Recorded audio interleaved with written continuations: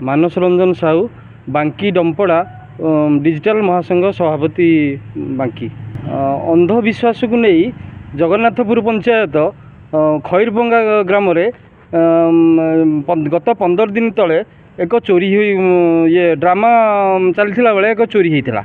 से चोरी की नहीं पुलिस वैद्येश्वर थाना रे एतला देइथिला बेले पुलिस की क्या गिरफ कर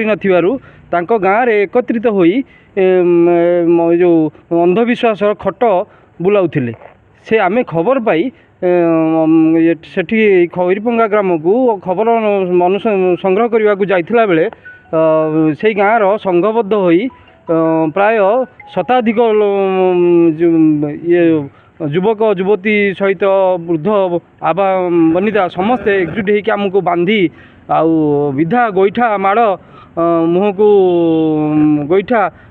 तंटी चिपी माने मरणांतक आक्रमण करने को पछे नथिले जोटा कि मु कलापथर मेडिकल चिकित्सित हुई एबे चिकित्सित अवस्था चली आउ बहुत भी एथि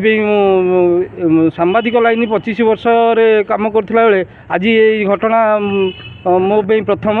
यही जिनस आउ का मो भाई मान को न हो से आज आम वैद्येश्वर थाना रे लिखित अभियोग करिछि आगु दृढ़ प्रशासन दृढ़ कार्यानुष्ठान नहीं एक्शन प्रदान कले आम सांबादिक बंची पार ना भुसुड़ी पार मु भावुची।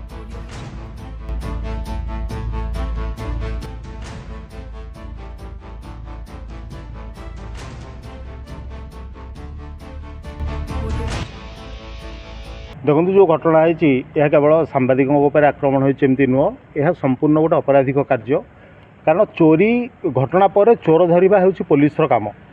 जो गाँव लोक मैंने खट बुले चोर धरने को उद्यम कर प्रथम दोष है से स्थानीय पुलिस को अविश्वास कर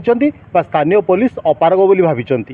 ना कौटी खट बुले जदि चोर धरा हो पार था सरकार गृह विभाग जरिया एत थाना खोलते एत पुलिस कर्मचारी की नियोजन करते। द्वितीय कथा है खट बुलेवा गुणी गारेडी मध्यम दोषी को खोजा विच डॉक्टर आमर जो एक्ट रही आईपीसी अनुसार एवं बीएनएस अनुसार कौन हम ता वकिल मैंने कि पुलिस बंधु मैंने कहींपारे ताको क्रिमिनाल ऑफेंस कहार अधिकार नहीं गाँ गहली तंत्र मंत्र साधना करी खट बुले चोर धरने को चेष्टा करी कौन सूत्रु गणमाध्यम प्रतिनिधि खबर पाई से जगार पहुँचले संघबद्ध भाव में आक्रमण कर बांधी देइछन्ति मोबाइल छड़े नहीं केवल डिजिटल मीडिया नुह सैटेलाइट चैनल कलिंग टीवी जड़े सांबादिक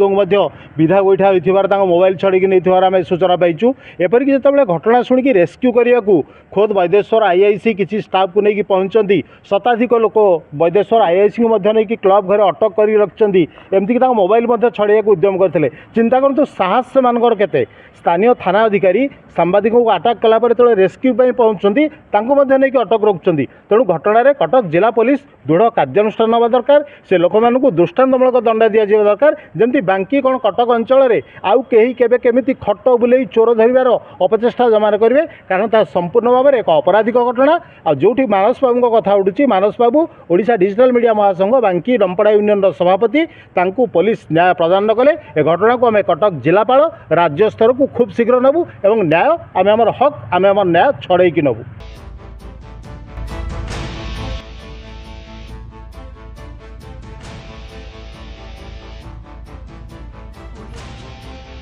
मु सुशांत कुमार नायक बांकी डंपड़ा डिजिटल ओडिया महासंघर उपसभापति वैद्येश्वर थाना अंतर्गत खैरबंगा ग्राम में 2 दिन तले गोटे खटबुला एक अंधविश्वास को नहीं चोरी होता जगार ये कार्यक्रम अनुष्ठित होता आमर किसी सांबादिक आम ओडियम सभापति मानस रंजन साहू सहित आउ किसी सभापति आउ किसी सभ्य आमर खबर प्रसारण करने जाते सेठारे से मोबाइल छड़े माड़ मारी यही घटना गाँव समस्त लोक संघबद्ध हो ये कार्यक्रम करते आम दृढ़ निंदा करुचु आउ आज लिखित एक अभियोग वैद्येश्वर थाना आईआईसी पाखे उपस्थित करूँ आशा रखू निश्चित सार यार दृढ़ कार्यानुष्ठान नेबे।